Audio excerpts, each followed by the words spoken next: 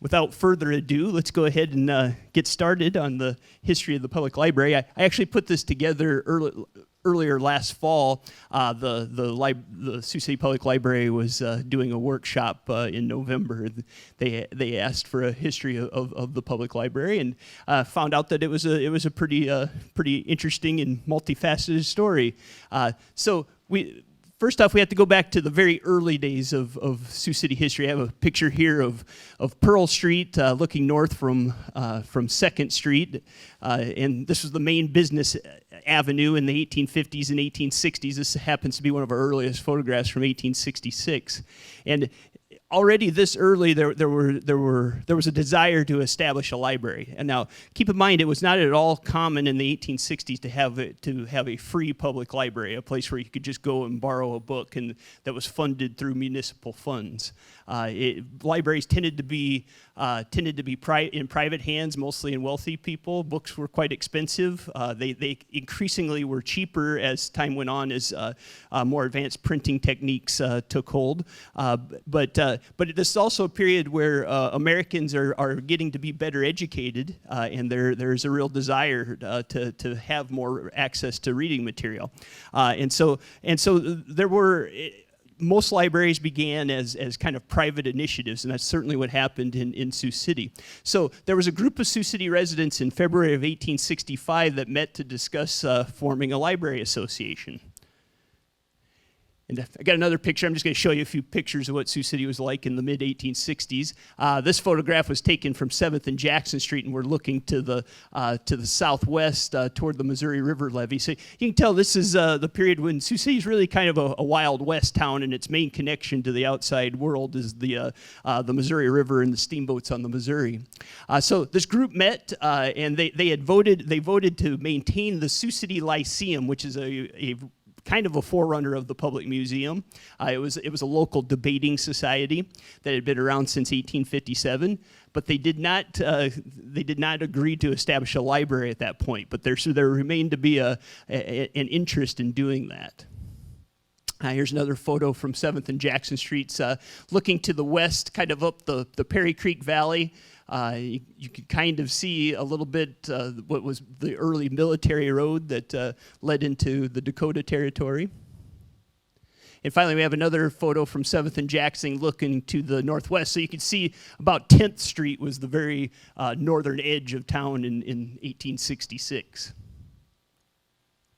So everything began to change quite rapidly with the arrival of the Sioux City and Pacific Railroad in March of 1868. And so this is the day the train first made it to Sioux City the first time, and we're at the corner of 2nd and Pearl Streets where this photo was taken. And almost immediately, Sioux City was transformed from the kind of this rough and tumble frontier town into a town that was really growing into a city pretty rapidly. And this picture was taken of the Missouri River levee, and of course you can see the steamboats lined up along the river and the railroad coming right up along. And so Sioux City began to grow really rapidly from around less than 1,400 people in 1868 to over 4,000 people in 1870. And so things really began to take off at that point. And the desire for a library continued apace. And so in 1869, in October of 1869, a group of Sioux City professional men mostly got together, and they met at what was called the Bogue Block at the northwest corner of 3rd and Pearl Streets. This was the home of the Sioux City Journal at that time. They got together in this building and formed what was called the Young Men's Literary Association. And the meeting was chaired by Asahel Wheeler Hubbard, who was the first Sioux City resident to serve in the U.S. Congress, and he had also been a judge before that. And so he oversaw the proceedings. They rented space in the county auditor's office, which was in the Hubbard Block, owned by the aforementioned Congressman Hubbard, which was on the north side of it was 413, 415, 4th Street. So it would have been between Pierce and Douglas Streets on the north side of 4th Street, right in the middle of the block. And so I have a red arrow kind of pointing down. I couldn't come up with a really good photo of the building. But this was where the county auditor was, and he agreed to use a portion of his headquarters to house the books that the Young Men's Literary Association was going to collect. And they were going to raise money by charging membership dues, annual dues, and then sponsoring a lecture series. So this was not a free library. You had to join it and be a member in order to borrow the books that they were going to collect. And the first librarian was Robert Buchanan, who was a local real estate dealer and a banker, and so he served as the first librarian. And they were in the Hubbard Block for their first couple of years of existence until 1871. Here I have a picture. So this is a picture taken from 2nd and Pearl Streets looking to the northeast. And you can see that so Pearl Streets had developed by that point a bit since 1866. You have some brick buildings. But one of the places that the speakers that the Young Men's Literary Association would bring into town, they spoke at Dawson Gert's Billiard Hall, which was on Pearl Street. At 3rd and Pearl Street, and you can see there's some guys putting a new roof on the hall in this photograph. And so the billiard hall was on the first floor, and on the second floor was an open area where local speakers would come into town, and that's where they would see them. So we're going to get to that. At first, there were not. It was all men at first, not surprisingly, that were involved in that. But pretty quickly, women became involved. So, in 1871, the Literary Association moved its location to the Davis Block, which was the northeast corner of 4th and Pearl Streets, and you can see it right here. It's this building right here. This picture was taken in 1885, and they were there until 1881. Now, things gradually began to change. First off, in January of 1871, the wives and daughters of the Literary Association members were allowed to borrow books by paying 10 cents. And then at the end of 1872, it was opened up to anyone in town who paid 75 cents 4 times a year, and they could borrow. So it was gradually going from a kind of a small membership open to the whole community, but they still had to pay for the privilege of borrowing books. The Literary Association was incorporated in November of 1872 under the direction of Constant Marks, who was a local lawyer who was involved in all kinds of civic affairs in Sioux City for many years. So things really changed beginning in 1873. So in 1873, the Iowa legislature passed a law that allowed local, mostly towns and cities, to pass to institute a small local tax to pay for a free library. And so that was the first time that really was an option in Iowa. And Iowa was the 10th state in the United States to do that. So it was one of the earlier states to allow this. In March of 1875, the citizens of Sioux City voted and approved the institution of this tax for a public library. But for one reason or another, the city council did not approve it until May of 1877. So I have some of the members of the 1877 Sioux City City Council pictured here.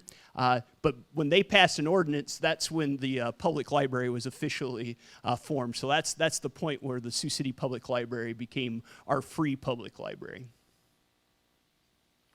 And so they continued to be in the Davis Block. I have a picture here from a little bit later. This is the Davis Block building that we saw earlier, where the library continued to be housed until 1881. And first off, the city of Sioux City purchased the Young Men's Literary Association's library and all of their furniture and bookcases for $70, and that became the foundation of the public library's collection. They also took on, I'm not sure that Carolyn Smith was actually paid. She may have been a volunteer early on, but she was the first city librarian for the public library. And she was the wife of Benjamin F. Smith, who was a prominent member of the local Grand Army of the Republic and a businessman.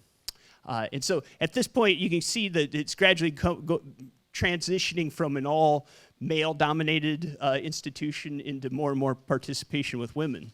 Yes, sir. How do I know all these things? Some of it, actually, a lot of it I found in, the library did have a history written back in the 1980s, and a lot of it came from newspaper accounts and some of the minutes that the library had, yes. Yep.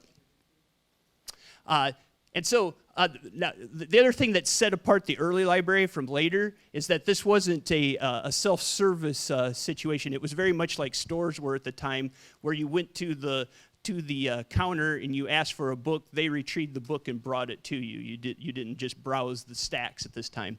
And most businesses until the end of the 19th century operated that way.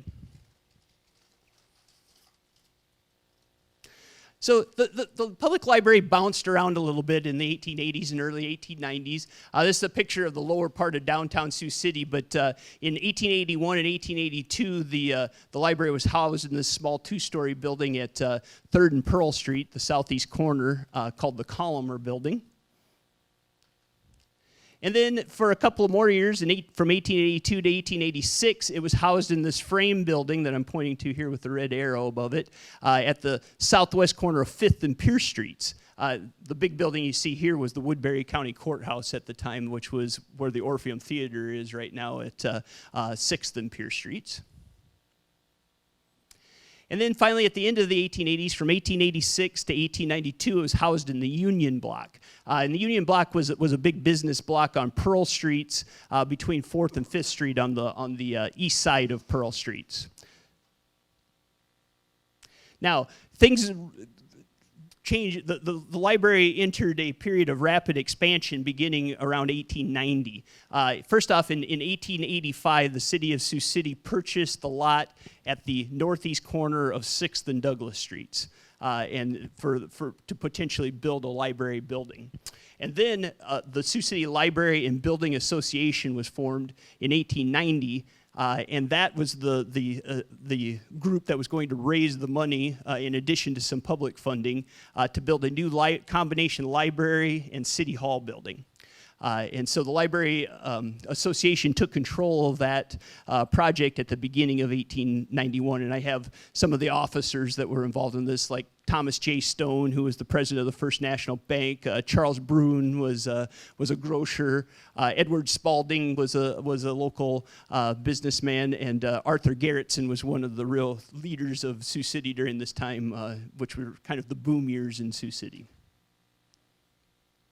So the association hired Charles Brown, who was a Sioux City architect, to design a new building, and the result was the combined City Hall library building that opened in 1892 at the northeast corner of 6th and Douglas Streets, where the police and fire headquarters is today.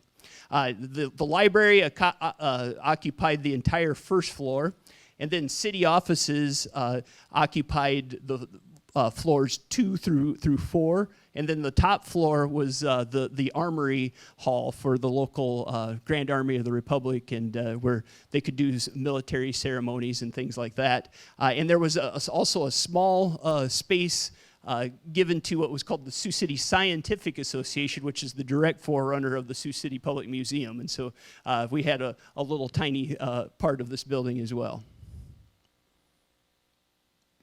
So up to this point, all the books were chosen by a board that had been appointed by which was always, I think, almost always men. So from 1877 until about 1892, all the books that went in the library were chosen by a special board that the city council appointed. But beginning in 1892, the library board of trustees really took over control of how the library was run day to day, in addition, which included choosing the books that went in the collection. As you can see, of course, there were men serving on the library board, but in 1892, there were also 3 women.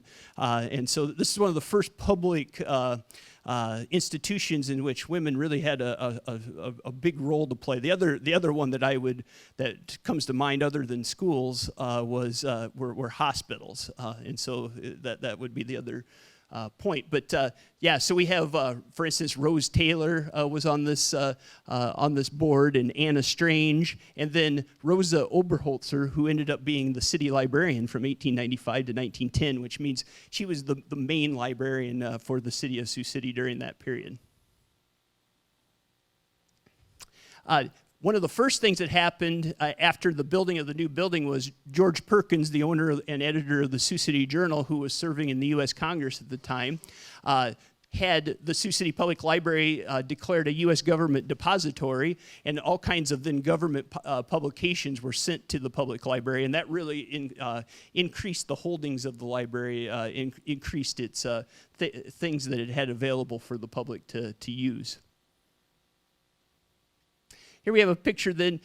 So gradually the programs of the library went beyond just simply borrowing books, and they began to concentrate on programming for children as well. And so here we have the children's room in the library building, which began in 1900, and I believe this is Rosa Oberholzer herself in this picture with the children, and that continued to be a program that grew and grew over the years. Now, keep in mind, at this point, Sioux City had really expanded during the late 1880s and through the 1890s into the early 1900s. It had expanded geographically, along with the population. And so, whereas in the 1870s, most of Sioux City was right around this downtown area, by 1900, you had places like Morningside, Leeds, Riverside that had been established, and it was quite an ordeal in the era before automobiles to get to downtown to the library. And so the idea of branch libraries in the farther flung areas of town came about. And so the first attempt at this was made at Longfellow School in Morningside at Sioux Trail and Garrettson Avenue near the Morningside College campus. So in April of 1906, they experimented with this, but the trustees eventually abandoned the idea because they were worried that if too many books were sent out to the branch library, there wouldn't be enough available downtown. And so they kind of tabled that for a couple of years. The first lasting branch library was established at the Wall Street Mission Church at 314 Wall Street. So the beginnings, the area where our local Goodwill Industries began in the south bottoms area of town, southeast of downtown. So this is the Mission Church building, and it became a branch library / reading room in February of 1908. A few months later, in May of 1908, Leeds received a branch library. And I didn't have a picture of the actual library building, but it was a small frame building that housed the Leeds newspaper, or the Sioux City Sun, it was called. It was really where eventually the Leeds branch library that still sits, the building that still sits there on Floyd Boulevard is located. You can see across the street is the Leeds depot for the railroad. Now, at this point, enters Andrew Carnegie and the idea of the Carnegie grants to libraries. As most of you probably know, Carnegie was a steel magnate and had become one of the wealthiest men in the United States. And beginning in 1886, he had instituted a program where he would fund the construction of library buildings, both in the United States and eventually around the world. But the local officials had to agree to certain criteria. First off, they had to demonstrate a need for a library building. Second, they had to provide the library site, the building site. Third, they had to maintain the building, agree to maintain the building and hire paid staff. Fourth, a portion of the library's operating budget had to come from public funds. It couldn't just be a private library. 5, the annual operating budget had to equal or exceed 10% of the construction costs, and that particular provision in the early 1900s caused some officials in certain areas to pause, because that was considered quite a large annual expenditure on a library at that time. And then 6, they had to provide free service to all.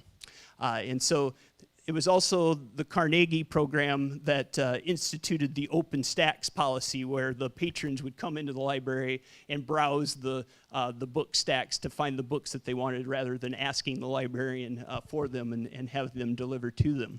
And that began in 1898 and continued thereafter. Eventually, after some kind of him-hawing about it, local officials agreed to the Carnegie terms, and $75,000 was donated to construct a new public library building in 1911. And the local person that really led this was Jeanette Drake, who was the city librarian from 1910 to 1917. So a lot was chosen at the northeast corner of 6th and Jackson Streets. Unfortunately, I don't have a real good photo of it, but it was owned by George Murphy, who was a very early Sioux City resident and a real estate dealer and insurance dealer. And you can see in this kind of rough picture that wasn't a very well-developed lot, and there were a couple of older houses on the lot, and it was the type of lot that was fairly cheaply acquired for the library building, because it was on a hill and not really the most prime real estate. Now, Murphy actually sold his land to a group of Jackson Street businessmen who paid him $12,000, and then they sold it to the city for the library site for $1.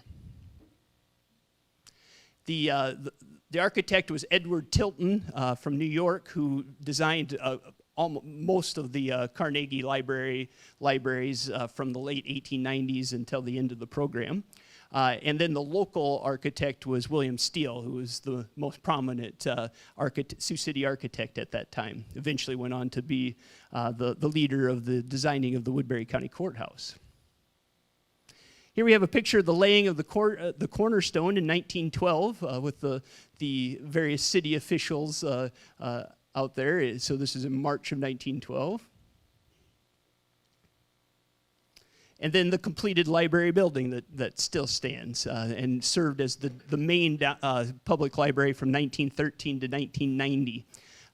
It opened, grand opening was March 8th of March, 1913.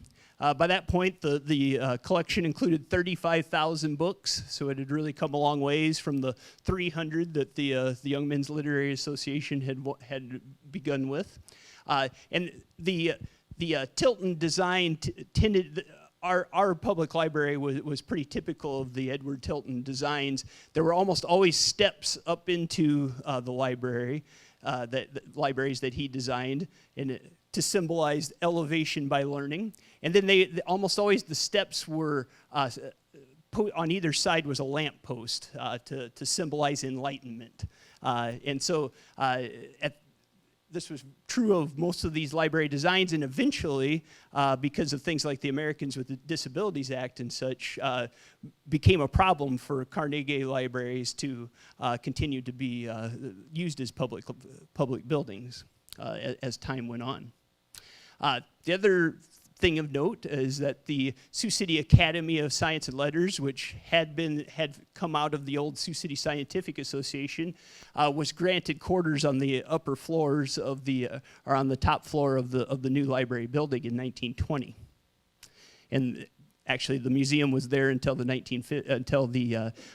early 1960s.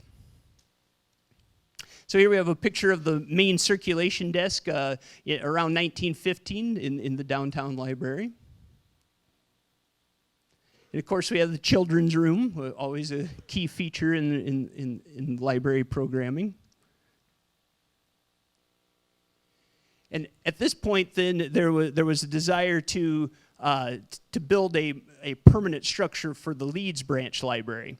And so the Carnegie Foundation was contacted again, and $10,000 were donated to construct a Leeds branch library at 3901 Floyd Boulevard, and that opened in September of 1917.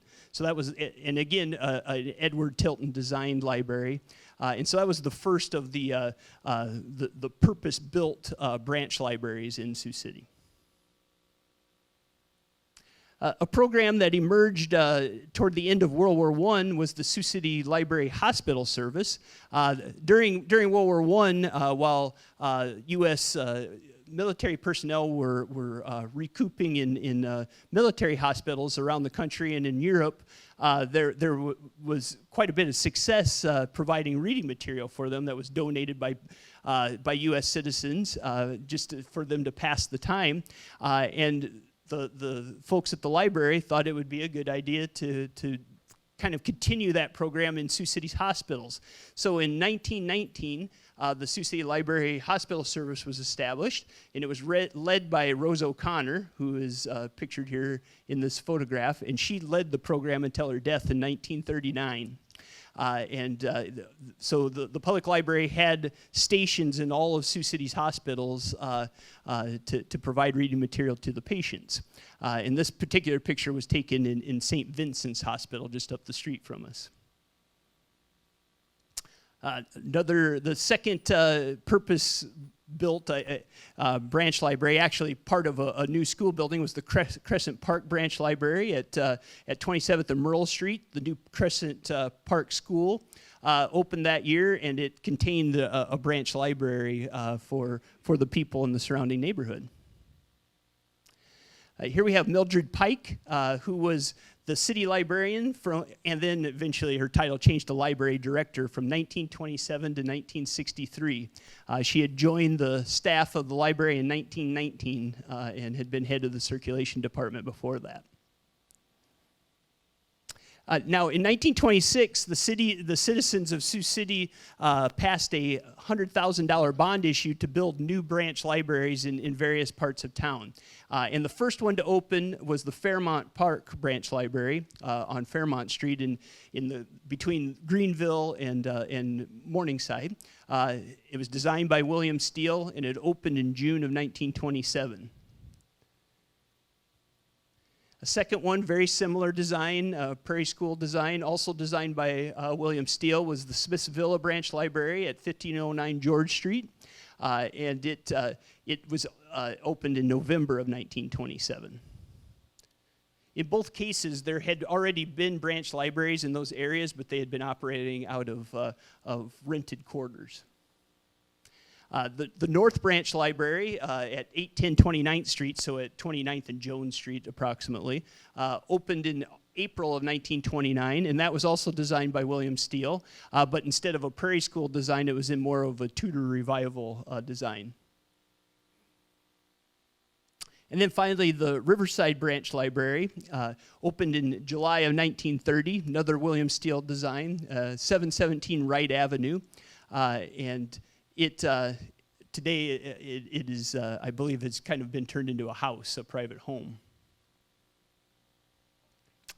And finally, the last of the branch libraries to be expanded was the Morningside Branch Library. There had been a Morningside Branch Library in rented quarters since 1914, but in 1932, the Library Association took over the former Arthur Garretson Mansion, so who we saw in an earlier photograph. This house was built in the late 1880s by Garretson as his home, and then in 1906, the Garretson family sold it to Morningside College, and for a while it was used as the president's home of the college, and then it was used as a women's dormitory. And then finally in 1932 became the Morningside Branch Library after a renovation program. Another place there was a branch library was the Sioux City Community House. The original Sioux City Community House was at 1604 4th Street, East 4th Street, and there had been a branch library there until beginning in 1921. And then when the community house moved to 6th and Morgan Streets in 1934, the branch library moved there. And the community house was Sioux City's local settlement house aimed at helping the immigrant community in Sioux City and people in the south and east side neighborhoods, or the south and east bottoms neighborhoods. Yes, sir. So Morgan Street would be basically where the Missouri, or where the Floyd River runs through to the east side of Sioux City. So when the Floyd River was rechanneled in the 1960s, it was channeled right through the old South and East Bob's neighborhood, and so that's when this building was removed. Here's a picture of the main library in 1937. You can see the lampposts and such are still there. interior view of the circulation desk in the mid-1930s. Not a ton had changed since that 1915 view. Here's the children's room in 1937. It's always interesting though to see over time how the light fixtures and things change, and some of the decorations and things that are on the walls change over time. Rose O'Connor passed away in 1939, and ending her tenure directing the library hospital service.